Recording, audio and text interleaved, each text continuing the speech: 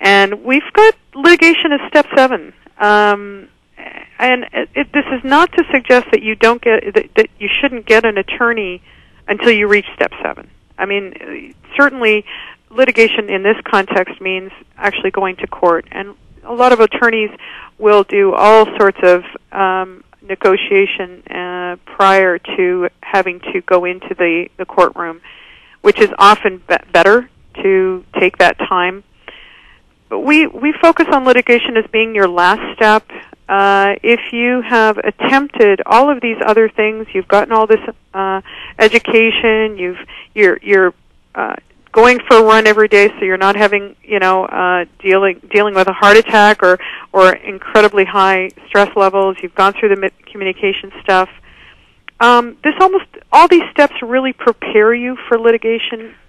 However, we don't say that that's an absolute last step, because picture, for example, let's say Mom has all of a sudden told you, tomorrow I am moving the children from New York to California. Well, you're going to have to go to court immediately to get a non-removal order. That's right. You can't go through these 7 steps before you get the non-removal order, otherwise it's fait accompli. Your children are going to be living in California. Right. So it's also knowing when to litigate. Obviously, and Danny's point's quite quite important. Note that there are going to be times when you have to litigate immediately, and that's why starting a good relationship with an attorney early on for advice is critical. The bottom line is, from our perspective, winning for a dad really should look like this. It should be peace for your child or peace for your children, and peace is defined by finding a peaceful solution in 2 homes, and that mom and dad can be civil to one another, and that the kids have the right and ability to continue being parented by both of their parents and love their parents. And conversely, for those situations where, let's say, Mom absolutely won't make peace, then waging peace becomes a cornering strategy and ensuring accountability. You can't go into court and start claiming you want relief if you come in there with dirty hands. If you're participating in the fight and you're making it just as bad as Mom, you can't go in there and try and claim that you're holier than thou and therefore you should be the one who should win. It's not going to work that way. When you're dad, very often, it's almost like you got 3 strikes against you before you even get up to the plate. I often tell dads, you got to be like Teflon, nothing sticks. Absolutely. And I appreciate you taking your time out of your busy schedules to talk with us today.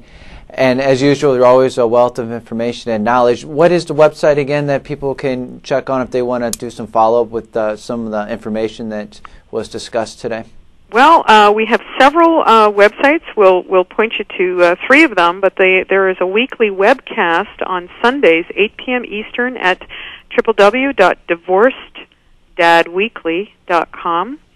We have a podcast called divorceddadminute.com, and our main website, which is at www.fathers-resources.com.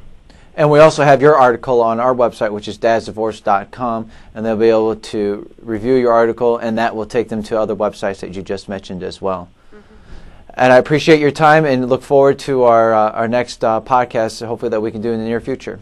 Yeah. Thanks so much for having us. Thanks so much, Dan, and thanks for all the work that you guys are doing on dadsdivorce.com. I think it's great what you are offering to the general public. It's important work. Absolutely. Thank you. Yes. Take care. Take care. Bye.